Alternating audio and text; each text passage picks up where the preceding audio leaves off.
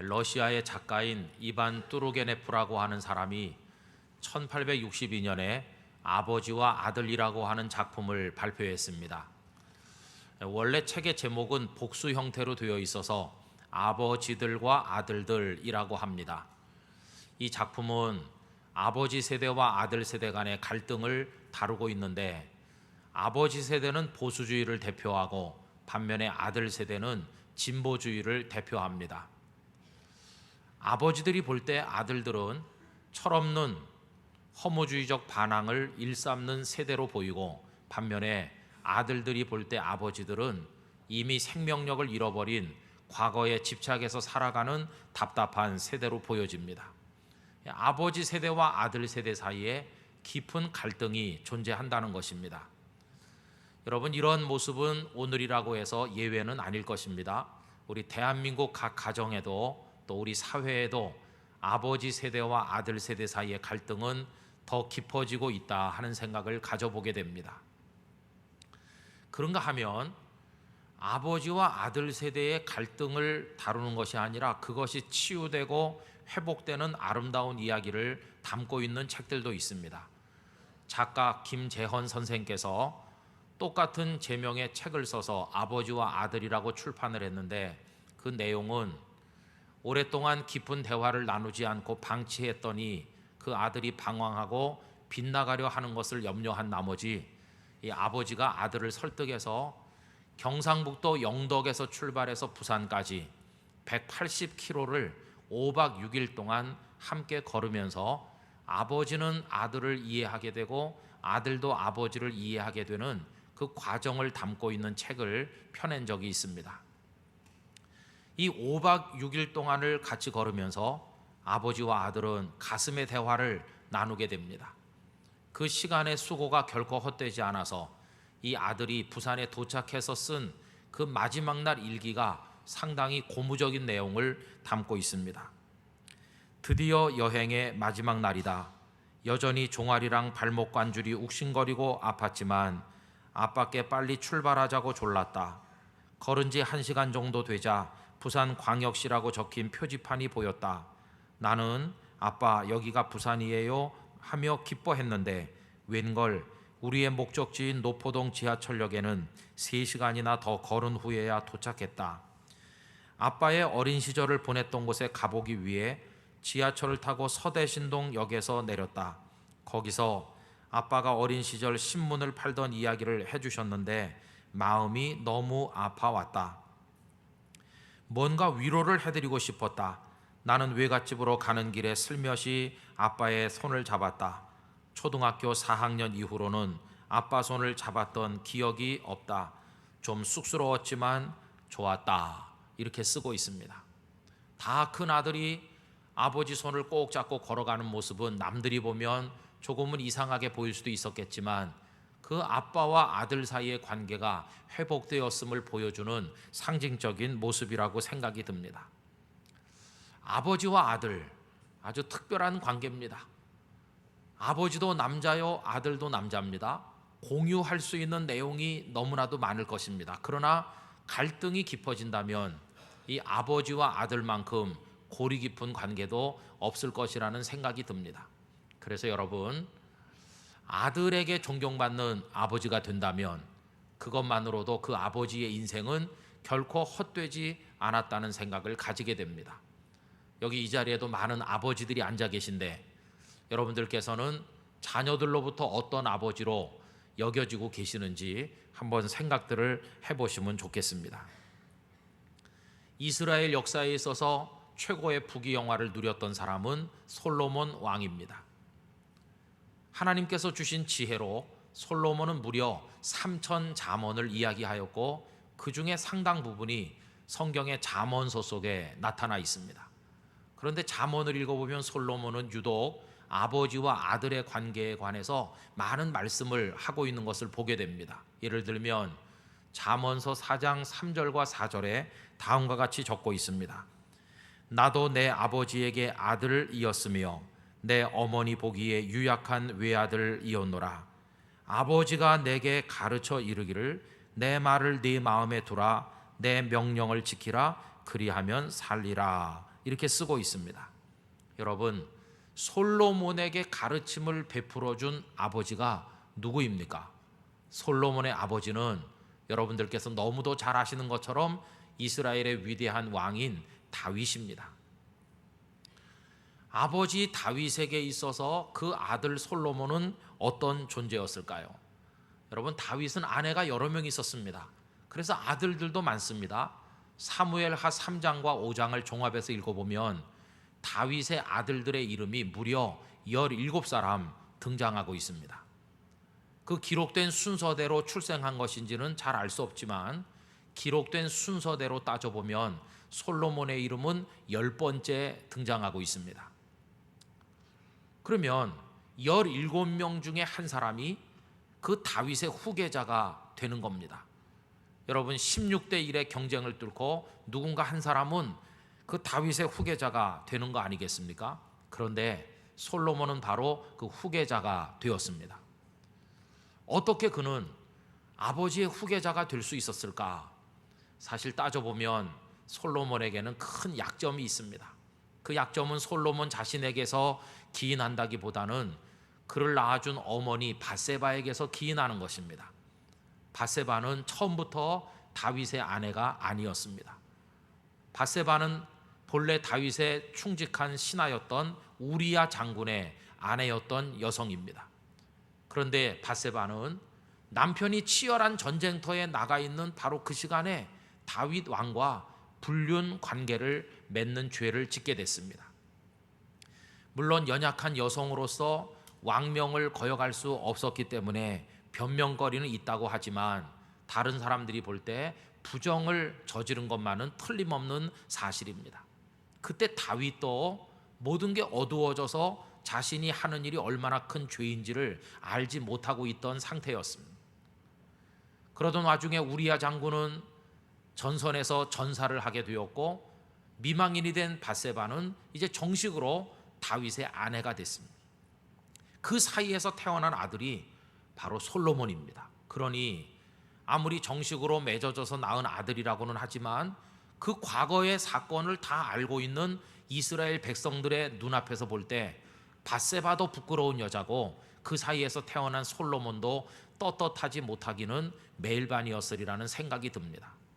그런데 여러분, 그런 약점이 있음에도 불구하고 어떻게 솔로몬은 후계자가 될 수가 있었겠습니까? 그것에 관해서 두 가지 정도의 이유를 이야기할 수 있습니다. 첫째는 그의 강력한 경쟁자인 다른 왕자들이 벌써 일찍 탈락해서 떨어져 나갔기 때문입니다. 다윗의 아들들 중에는 사람들의 이목을 집중시키는 인물들이 여러 사람 있었습니다. 그 중에 군계 일학과 같은 사람은 뭐니 해도 압살롬이었다고 말할 수 있습니다. 압살롬은 키가 크고 준수하고 아주 용모가 뛰어난 인물이었습니다.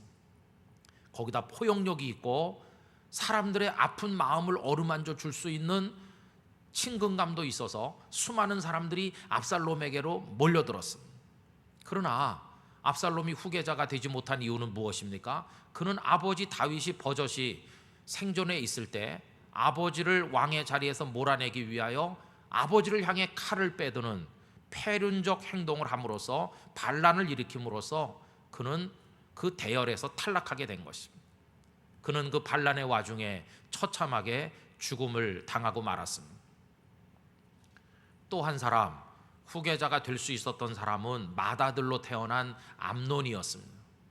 그런데 암논은 맏아들이었음에도 불구하고 이복 누이 동생인 다말을 겁탈함으로써 지도자감이 못 된다고 하는 걸 스스로 드러내 보였고, 이 다말의 동복 오라비인 압살롬은 누이 동생의 복수를 위해서 암논을 죽임으로써 암논은 일찍부터 그 대열에서 탈락했습니다. 그리고 남은 왕자들 중에서 돋보이는 또 한 사람은 아도니아였다고 생각됩니다. 그런데 아도니아는 아직 아버지의 뜻이 명확히 공표되기도 전에 요압을 비롯한 많은 사람들을 끌어들여 스스로 왕의 행세를 하다가 결국은 그 후계자의 대열에서 쫓겨나게 됩니다. 이러다 보니까 유력한 경쟁자들이 다 떨어져 나가면서 솔로몬에게 그 자리가 돌아왔다, 이렇게 그 상황을 설명할 수 있다는 것입니다. 그러나 여러분, 유력한 경쟁자들이 탈락했기 때문에 솔로몬이 후계자가 된 것만은 아닙니다. 그거보다 훨씬 더 중요한 이유가 있는데, 그것은 다른 게 아니라 하나님의 뜻이 솔로몬에게 있었다고 하는 것입니다. 여러분, 환경이나 여건보다 더 중요한 것은 사람을 세우시는 하나님의 뜻이라고 믿습니다. 하나님께서는 일찍이 다윗에게 솔로몬이 태어나서 후계자가 될 거라는 사실을 말씀하신 적이 있습니다. 그 이야기가 오늘 본문 속에 등장하고 있는데, 여러분 9절과 10절 말씀 다 같이 한번 읽어보시겠습니다. 보라, 한 아들이 내게서 나리니 그는 온순한 사람이라. 내가 그로 주변 모든 대적에게서 평온을 얻게 하리라. 그의 이름을 솔로몬이라 하리니 이는 내가 그의 생전에 평안과 안일함을 이스라엘에게 줄 것임이니라. 그가 내 이름을 위하여 성전을 건축할지라. 그는 내 아들이 되고 나는 그의 아버지가 되어 그 나라 왕위를 이스라엘 위에 굳게 세워 영원까지 이르게 하리라 하셨나니. 아멘. 하나님께서는 일찍부터 다윗에게 솔로몬을 주셔서 후계자가 되게 하겠다는 뜻을 말씀해 주셨던 것입니다. 오늘 읽은 말씀에 온순한 사람이라고 번역된 이 대목이 전에 우리가 사용하던 개역 성경에서는 평강의 사람이라 이렇게 번역되어 있습니다. 이 온순하다, 평강하다라고 번역되는 메누하라는 히브리어의 뜻은 안식처, 피난처, 그런 뜻입니다. 여러분, 솔로몬이라는 이름 자체가 평화를 뜻합니다. 솔로몬이라는 말과 이스라엘 사람들이 인사를 할 때 하는 샬롬이라는 말이 어원이 똑같습니다. 평화라는 뜻입니다. 하나님께서 다윗 시대는 수많은 전쟁으로 나라가 평화로울 때가 없었지만 솔로몬 당시에는 전쟁이 그치게 하시고 온 나라가 평안하도록 하시겠다는 뜻을 그의 이름을 통해서도 보여주셨다고 할 수가 있습니다. 그뿐이 아닙니다. 다윗과 밧세바가 불륜을 저질러서 밧세바가 잉태를 해서 아들 하나를 낳았는데 그 아들은 갓난아기 때 죽게 됐습니다. 그러나 우리야 장군이 전사를 하고 밧세바가 정식으로 다윗의 아내가 된 이후에 솔로몬을 잉태했을 때는 하나님께서 나단 선지자를 보내서 그에게 별칭까지 하나 지어주셨는데 그 별칭은 여디디야라고 하는 것이었습니다.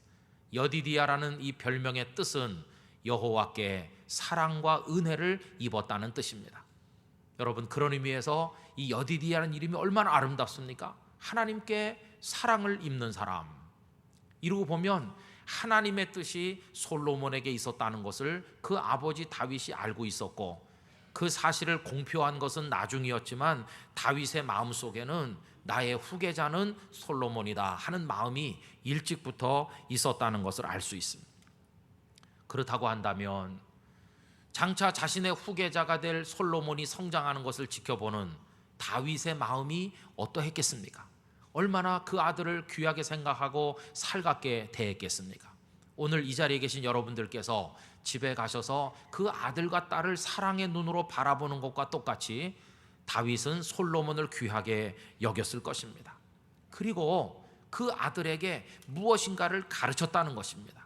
그래서 솔로몬은 아까 잠언 4장 4절에서 얘기한 것처럼 아버지가 내게 가르쳐 이르기를 이라고 쓰게 된 것입니다. 그러면 그 아버지 다윗은 도대체 아들 솔로몬에게 무엇을 가르쳤을까요? 여러분, 이것은 단순히 어떤 지식을 가르친 것에서 끝나는 게 아니라 거룩한 상속을 해준 것이라고 말할 수가 있습니다. 다윗은 아들 솔로몬에게 무엇을 물려주었을까? 그 내용이 오늘 본문 속에 나와 있습니다. 저는 그것을 두 가지로 말씀드리려고 합니다. 첫째, 다윗은 솔로몬에게 거룩한 비전과 사명을 물려주었다는 것입니다. 여러분, 오늘 말씀 6절을 다 같이 한번 읽어보시기를 원합니다. 다윗이 그의 아들 솔로몬을 불러 이스라엘 하나님 여호와를 위하여 성전 건축하기를 부탁하였다라고 되어 있습니다. 하나님께서 이스라엘 백성들에게 성전을 지으라고 말씀하신 적이 있습니까? 없습니까? 여러분, 있습니까? 없습니까? 한 번도 없습니다. 하나님께서는 이스라엘 백성들을 애굽에서 건져내셔서 가나안으로 인도해 들이시는 중간에 그들이 광야를 통과할 때 시내산 아래 머물렀던 적이 있었는데, 그때 모세를 통해서 성막을 지으라고 하신 적은 있습니다. 성막은 문자 그대로 거룩한 천막을 말하는 것으로서 떠매고 이동이 가능한 그 천막입니다. 그러나 성막을 만들게 하신 것도 하나님 당신을 위해서라기보다는 백성들을 위한 것이었습니다.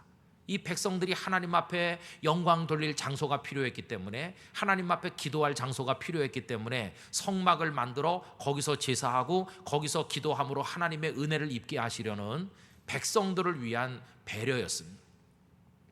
그 이외에 하나님은 단 한 번도 성전 건물을 지어서 내게 바쳐라 이렇게 말씀하신 적이 없었다는 것입니다.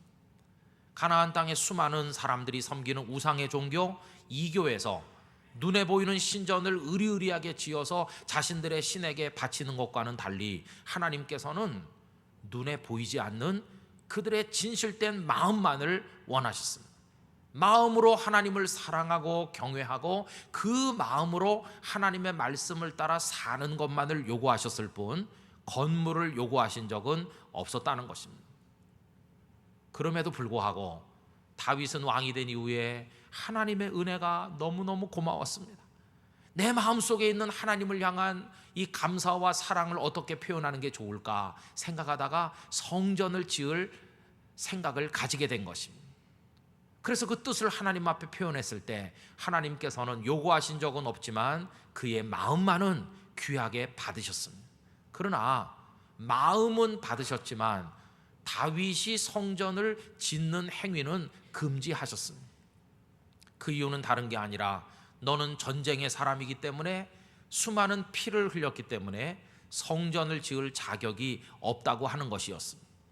여러분, 이 내용을 다윗이 아들 솔로몬에게 다 이야기를 해주고 있는데, 오늘 본문 7절과 8절을 읽어보십시다. 다윗이 솔로몬에게 이르되 내 아들아, 나는 내 하나님 여호와의 이름을 위하여 성전을 건축할 마음이 있었으나 여호와의 말씀이 내게 임하여 이르시되 너는 피를 심히 많이 흘렸고 크게 전쟁하였느니라. 내가 내 앞에서 땅에 피를 많이 흘렸은즉 내 이름을 위하여 성전을 건축하지 못하리라. 이렇게 얘기해 주고 있습니다. 그러면 여러분, 너는 피를 흘려서 성전을 건축할 수 없다고 하나님께서 말씀하셨을 때 다윗은 포기했을까요? 아닙니다. 비록 내가 직접 성전을 건축할 수는 없으나 하나님께서 내게 주실 그 후계자를 통하여 하나님의 성전을 반드시 지어 올리겠다고 그의 결심이 더 굳어졌고, 오늘 아까 읽은 말씀처럼 아들을 불러서 너는 내 평생의 비전이요 사명인 성전 건축을 네가 물려받아 네가 완성해야 된다고 당부하게 되었다는 것입니다. 아까도 읽었던 9절과 10절에 있는 것처럼 하나님께서 솔로몬을 후계자로 주신다는 걸 이미 들어 알고 있기 때문에 그의 마음속에는 이 비전과 사명을 아들에게 물려주겠다고 하는 결심이 분명했었다고 하는 것입니다. 성도 여러분, 언젠가 우리도 이 세상을 놓고 떠나갈 때가 있을 텐데, 여러분들에게 주신 아들과 딸, 그들을 앞에 앉혀놓고 어떤 비전, 어떤 사명을 그들에게 물려주시겠습니까? 저는 종종 모세의 형님으로서 이스라엘의 첫 제사장이셨던 아론의 죽음을 생각할 때가 있습니다. 아론은 가나안 땅에 들어가지 못하고 호르라고 하는 산 꼭대기에서 하나님의 부름을 받습니다. 모세와 아론 형제, 그리고 아론의 후계자인 그 아들 엘르아살이 호르산 꼭대기에 올라가게 됩니다. 그리고 모세는 형님이 입었던 제사장의 신분을 나타내는 거룩한 옷을 벗겨서 조카인 그 엘르아살에게 입혀주게 됩니다. 그 장면을 민수기 말씀 속에 이렇게 표현하고 있습니다. 20장 28절, 모세가 아론의 옷을 벗겨 그의 아들 엘르아살에게 입히매 아론이 그 산 꼭대기에서 죽으니라. 모세와 엘르아살이 산에서 내려오니. 이게 아론의 마지막 모습입니다.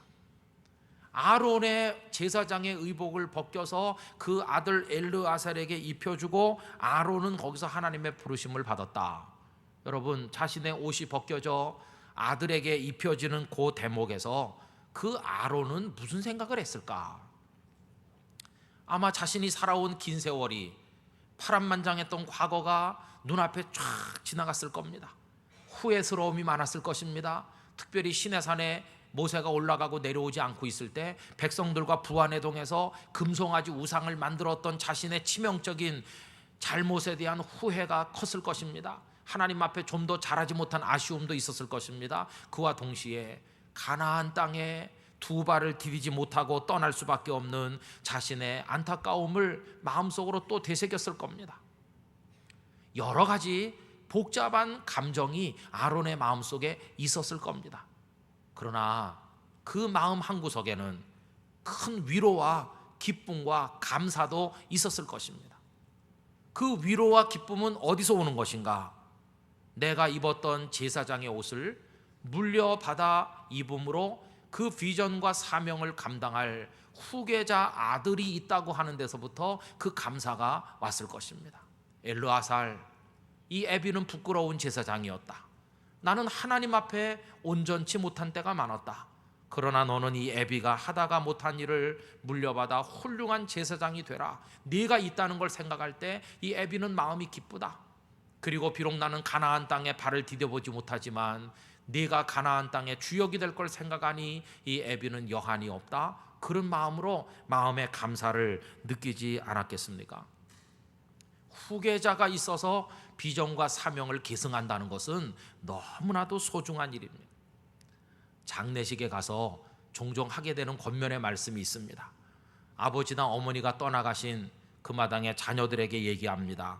아버지께서 하시던 그 훌륭한 일, 어머니께서 하시던 못다한 일을 물려받아서 잘 감당하시기를 바랍니다. 이렇게 말하곤 합니다.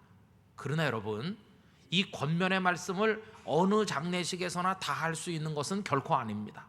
예를 들면 그 아버지가 바람 피고 도박에 빠져 살고 주색잡기에 빠져 살았는데 아들 보고 아버지가 하시던 일을 계승하시기 바랍니다. 그러면 그게 뭐가 되겠습니까?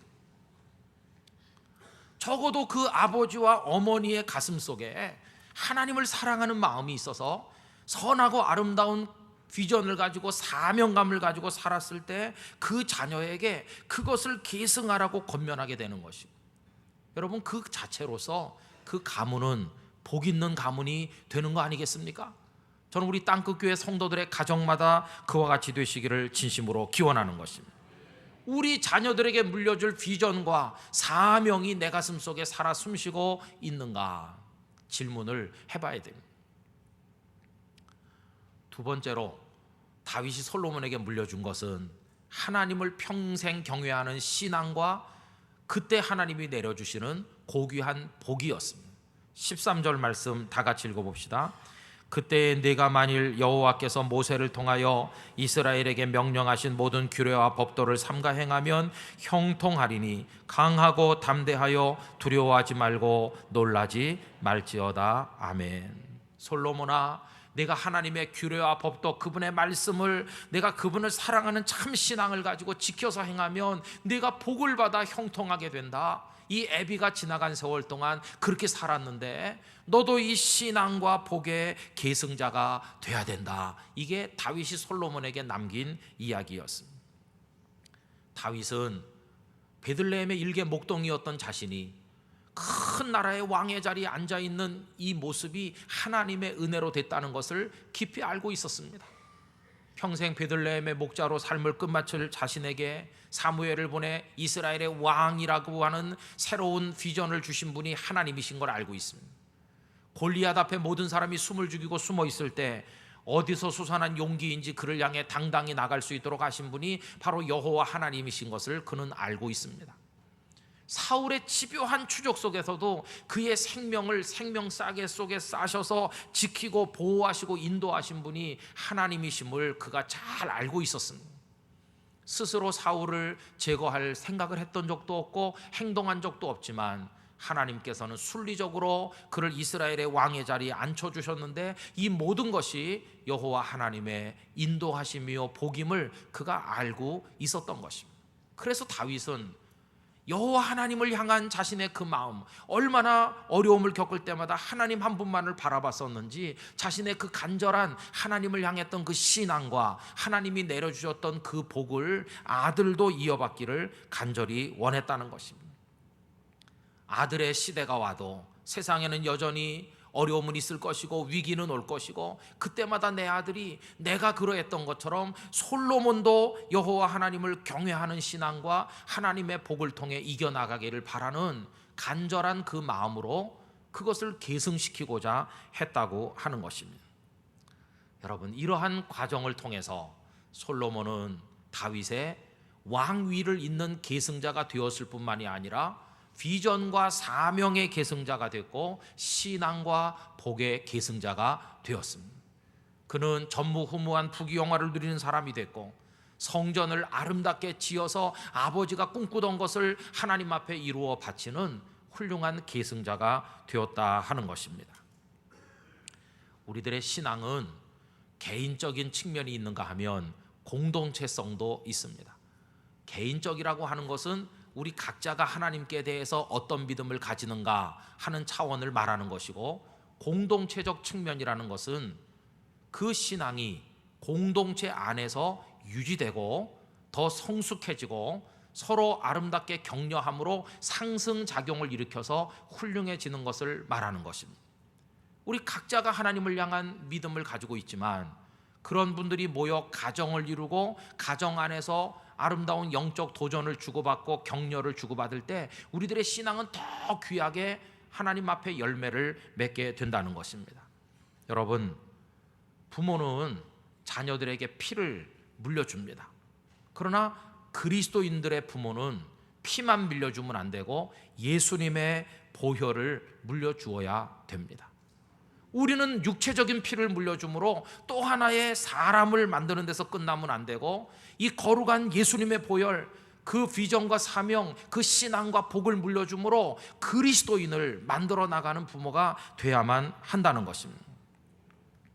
그렇게 할 때 자녀는 부모에게 자녀 이상의 존재가 되고 부모는 자녀에게 부모 이상의 존재가 된다고 하는 것입니다. 여러분, 이 육체적인 피로 이어지는 부자관계는 끊어지는 일이 숱하게 많습니다. 오늘부터 너는 내 자식이 아니다, 오늘부터 당신을 아버지로 인정하지 않겠습니다. 피가 이어졌음에도 불구하고 그렇게 끊어지는 관계가 세상에 얼마든지 있습니다. 그러나 반면에 피가 한 방울도 섞이지 않은 남남임에도 불구하고 피를 주고받은 부자지간보다도 더 가까운 관계도 얼마든지 있습니다. 성경에서 이를 찾아보면 사도 바울과 디모데가 그러하였다고 말할 수 있습니다. 바울 사도는 디모데를 언제나 아들이라 여겼습니다. 또 반대로 디모데는 바울 사도를 마음에 담은 아버지로 존경하고 따랐습니다. 바울과 디모데 사이에 흐르고 있는 것은 무엇인가? 우리 주님의 보혈이요, 하나님의 나라를 향한 영적 비전과 사명감이요, 하나님을 끝까지 의지하고 생명까지도 내놓는 그 열정, 이것이 바울로부터 디모데에게 흘러내려가므로 바울과 디모데는 피 한 방울 섞이지 않은 남이었지만 피를 나눈 부자지간보다 더 가까운 영적인 아버지와 아들의 관계가 되었다고 하는 것입니다. 종교개혁자 칼빈은 스트라스부르크에서 한 3년간 편안한 삶을 보낸 적이 있습니다. 그때 그는 이돌레 드 뷰레라고 하는 한 미망인과 결혼을 했습니다. 이 여인은 굉장히 정숙하고 믿음이 깊은 여성이었는데 전해지는 바가 조금씩 다른데 이 두 사람 사이에서 아들이 하나 있었다는 말도 있고 셋이 있었다는 말도 있습니다. 그러나 분명한 것은 그 자녀들이 전부 다 어렸을 때 죽었다는 겁니다. 사람들이 찾아와서 칼빈을 위로했습니다. 사랑하는 자녀를 잃으신 걸 위로합니다. 이렇게 말하면 칼빈 선생께서는 괜찮습니다, 나는 이 자녀 말고도 또 다른 많은 자녀들이 있습니다 라고 대답을 하곤 했다고 합니다. 그 또 다른 많은 자녀들이 누굴까요? 바로 영적인 아들과 딸을 말하는 것입니다. 실제로 제네바에 아카데미가 세워졌는데 이 제네바 아카데미에 유럽의 뛰어난 인재들이 숱하게 많이 모여들어 칼빈으로부터 하나님의 말씀을 배우고 복음의 진수가 무엇인지 배우고 이 복음을 어떻게 전달하고 사람들을 살려내야 될 것인지 그 열정과 비전을 물려받게 됐고, 이들이 제네바 아카데미를 끝내고 나면 각 나라로 돌아가서 전 유럽에 그걸 전파함으로 말미암아 유럽의 종교개혁이 완성되도록 하는 그런 열매를 맺은 것을 우리가 잘 알고 있습니다. 피를 물려준 자식은 없었지만 거룩한 것을 물려줌으로 영적인 자녀들을 많이 가지고 있었던 칼빈의 모습을 보게 된다는 것입니다. 여러분, 오늘날 참 슬픈 것은 하나님을 향해 분명한 비전도 사명도 없고 또 뜨거운 신앙도 없고 하나님의 복을 받는 것도 없는 그런 부모들이 점점 늘어나는 현상을 바라보는 게 이게 슬픈 겁니다. 육체의 피는 물려줬지만 이 거룩한 것을 자녀들에게 물려주고자 하는 아버지 어머니가 줄어들고 있다고 하는 현실이 너무나 슬픕니다. 사탄은 지금 이 시대에 경건한 신앙의 가정들을 무차별로 공격해서 초토화시킴으로써 이 계승의 맥이 끊어지도록 하는 공작들을 지금 벌이고 있습니다. 저는 우리 땅끝교회 성도들의 가정마다 이것들이 계속 이어져 내려가는 하나님의 축복이 임하기를 진심으로 기원합니다. 나는 어떤 아버지고 어떤 어머니이며 내 앞에 앉아있는 이 아들은 어떤 아들이고 어떤 딸인가, 그냥 나로부터 피 한 방울을 물려받은 육체적 아들일 뿐인가 딸일 뿐인가, 아니면 이 거룩한 것을 물려받아 하나님의 가문을 이어내려가는 영적인 자녀들인가, 이거를 생각을 해봐야만 된다는 것입니다. 여러분, 이건 대단히 심각한 우리 부모들에게 주신 숙제가 아닌가 하는 마음을 가지는 것입니다. 저는 기원하기는 여기 계신 분들이 이 시대 다윗이 되시기를 기원하고 여러분들의 아들, 딸, 손자, 손녀가 이 시대의 솔로몬이 되기를 기원합니다. 그래서 온 세상이 불신앙 가운데 요동친다고 할지라도 우리는 이 귀중한 것들을 이어내려감으로써 하나님 앞에 설 수 있는 가문을 이루어야만 될 것입니다. 부모님도 하나님을 뜨겁게 사랑하고 자녀도 부모님 이상으로 하나님을 경외하고 사랑하며 이 거룩한 복음의 비전을 이어내려가는 그런 축복을 누리시기를 예수님의 이름으로 축원합니다. 다 같이 기도하겠습니다. 하나님, 우리의 가문에 이런 믿음의 복을 허락하여 주옵소서. 다 같이 기도하겠습니다. 할렐루야. 거룩하신 아버지 하나님, 다윗은 아들 솔로몬에게 자신의 소원이었던 성전 건축의 비전과 사명을, 그리고 하나님을 경외하는 신앙과 복을 계승하도록 최선을 다하였습니다. 아버지 하나님, 우리들의 가문이 그와 같은 가정이 되기를 원합니다. 부모님을 하나님의 사람으로 불러주신 하나님께서 자녀들도 불러주시고 이 신앙이 계승될 수 있도록 하시고, 사탄이 공격하는 오늘의 현실 속에서도 가정을 믿음의 가정으로 세워나가게 하여 주시옵소서. 아버지 하나님, 저희들로 하여금 이 시대의 다윗과 솔로몬과 같은 부모 자녀 관계를 맺게 하사 하나님을 향한 비전과 사명, 신앙과 복을 계승함으로 경건하고 거룩한 믿음의 가문들이 번창하도록 축복하시고 땅끝교회 가정들이 다 그와 같이 되게 하여 주시옵소서. 예수님의 이름으로 기도하옵나이다. 아멘.